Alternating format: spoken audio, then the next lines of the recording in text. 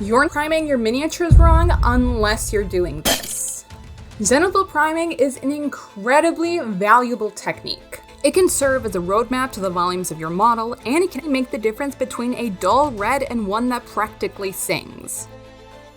But here's the truth. If you don't know what you're doing, zenithal can actually hurt your final results. In this video, I'm going to arm you with everything you need to confidently prime and base your next model. No second guessing, no wasted time. We're diving deep into the real purpose behind zenithal priming and when to skip it, how to pick the perfect base color for your paint job, and how to set up your model for maximum vibrancy and storytelling right from the very first step. Trust me, by the time we finish this video, you're going to be so excited to start your next model. Let's start with the basics because that is where half of your model lives or dies. Priming isn't optional. It's the glue between your model and your paint. No primer, expect rubbing paint away, poor coverage, and heartbreak. Primers come in 3 flavors. Rattle cans. Cheap, accessible, great for coverage, but tricky for finesse. Brush-on primers. Slower but precise. Great for heroes or small batches. Airbrush, the holy grail for smooth coats and speedy zenithals, but there is a learning curve. So which one is right for you? That depends on what you're painting. Before you even touch your primer, you need to have a plan. Ask yourself, what technique am I using? Am I layering or slap trapping? Do I want bold, punchy colors or something dark and moody? Your answer decides your primer and your base coat, and helps you set the groundwork for a successful miniature. Before we get fancy, let's talk basics. Want colors that punch through the screen? Prime your entire model white. White reflects light and lets colors like red, orange, pink, yellow, traditionally translucent colors, absolutely pop. Same thing goes for speed painting. Want vibrant shadows or pastel pops? Then white is your answer. Going for dark, brooding, and mysterious? Black primer is your best friend. Black fills in your shadows and is perfect for necromancers, chaos, space marines, or anything that is practically all black anyway. If you really want your primer to work for you, you can prime your model in color. Painting ultramarines? Start with blue. Blood angels? Do red. There is no reason to double the amount of effort when you can just as easily prime and base coat in a single step. Before we go any further, a huge shout out to this week's sponsor, Dragon Trappers Lodge. While I absolutely love miniature painting, my true passion is actually Dungeons and Dragons, and these miniatures are hands down some of the best models for bringing your campaigns to life. Every month, they release a brand new themed bundle of pre-supported STL files, ready for you to download, print, and drop straight onto the table. My current obsession is their Bone Pouncers from the Hell Heist set. In my homebrew campaign, they are outer world hounds, attracted to the scent of magic and eager to devour it. And this stunning wizard sculpt? She's about to become my party's next quest giver. So whether you use your miniatures as inspiration or have something specific in mind, be sure to give Dragon Trappers Lodge a visit. You'll find something you love, guaranteed. Now we enter the spicy part, zenithal. Zenithal is the go-to default priming scheme, and there's a reason for it. Zenithal priming is the technique of base coating a model in black or another dark color, then spraying white from above to simulate a natural light source. This immediately adds dimensionality, putting you on the path towards realism. Zenithal highlighting works on 99% of models because it's a perfectly neutral lighting setup. This method also gives you the best of both worlds. Black primer for rich, convincing shadows, and white primer for bright highlights that make your colors pop. It's especially effective under speed paints and other translucent paints, as they allow those shadows and highlights to show through, creating the illusion of blending with almost no extra time spent. There are 2 main tricks for zenithal priming. First is using white ink. After applying my dark base coat, I'm applying white ink from above. I prefer using inks instead of white paint because inks can be built up very gradually, giving you an extremely smooth finish from black, gray to white. But the real trick with zenithal priming is how and where you apply your white. Aim your airbrush where you want the light source to be coming from, and using circular motions, slowly wrap it around your miniature. The more you move your brush around the model, the softer your light will feel. If you want more intense light, keep your motion tight and deliberate.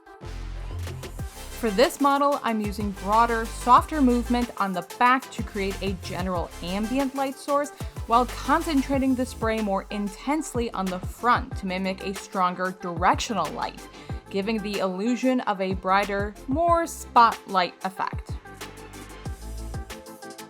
While zenithal priming, make sure you do go all the way up to that pure white. You might need to apply several layers of your white ink, and be sure to let them dry in between coats. If you've accidentally added too much white and gone too far around your model, you can slightly cheat by taking a black ink and spraying from below. It doesn't totally fix the problem, but it usually does a pretty good job. But what about beyond an airbrush?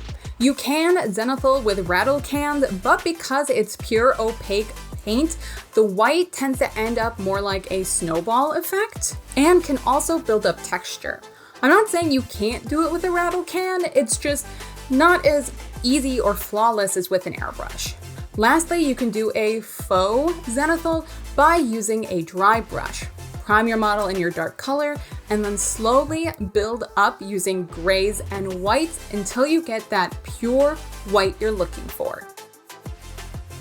If you've never dry brush zenithaled before, I recommend this video here. Okay, we've conquered priming. Let's talk about the first fun step, base coating. If you've primed in color, congrats! Your first step is already done. But if you started with black, white, or zenithal, you might be asking yourself, what's next? But first, I want to take a quick pause to give you a very important hint. If you're painting over your zenithal with opaque colors, I highly recommend photographing it first. When you apply your opaque paint over your zenithal, you're basically erasing it. So if you want to utilize it to its fullest and get the best volumes, photograph it before you paint it. Okay, let's break it down on my current model. I'm going to give this badass wizard Caucasian skin, dark blue fabric, golden armor, and fiery red hair. And because I have no self-control, there's going to be some object source lighting from the staff and probably her hand too, let's be honest. For the cape, skin, and armor, I'm starting with the midtone. But why? The midtone is the color your brain expects. If I tell you to imagine a green shirt, what goes through your mind is that mid-level green, not the bright highlights or deep shadows one can see on the ripples of fabric. That midtone color acts like the anchor that illustrates the shirt as green. But there's also a practical reason.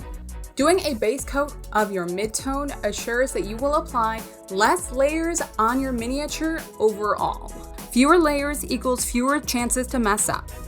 Every coat of paint you apply risks lifting up previous layers or creating texture. By starting with the midtone, I can build 2 layered pyramids, one from the midtone up to the highlights and one from the midtone down to the shadows.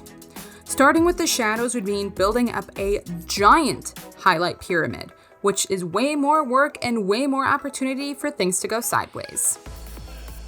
Now, let's talk exceptions. Like I said before, translucent paint always goes first. Translucent paints are speed paints or opaque paints that have very small pigments. Colors on the warm side of the spectrum just naturally have smaller pigments, making them less opaque compared to cooler tone paints. Translucent paints let light pass through and bounce off the surface below. So if that surface is white, the color looks brighter and cleaner. Want to know if your paint is translucent? Test it. Give it a quick swipe on your hand or on a non-white surface off to the side. If the color of your base element clearly impacts the paint, then it's translucent. For her hair and the object source lighting, I'm going in with a very vibrant red that will allow me to use that white to its utmost. Once your more translucent colors are in place and your main areas are blocked in, then it's time to build highlights and shadows. If you're not sure what your midtone should be, head over to the internet and type in whatever you're looking for. Blue cloak, green pants. You get the idea. Hold paint up to your screen until you find a color that seems to sum up your chosen item. That will be your midtone. As for highlight and shadow placement, refer to your reference photo and/or check out any of the videos listed in my description box. So let me know in the comments, has this enlightened you on the beginning of your miniature painting journey? Do you already have your next model picked out? If you like what I do, you know the drill. Like, comment, subscribe. Go join me on Patreon. You can buy my merchandise like adorable t-shirts or stickers. You can take my class at Dragonfall this October. The best way to support me is by joining me on Patreon, where you can get access to behind the scenes content, my bi-weekly streams, and more. If nothing else, thanks so much for being here. I'll see you next time.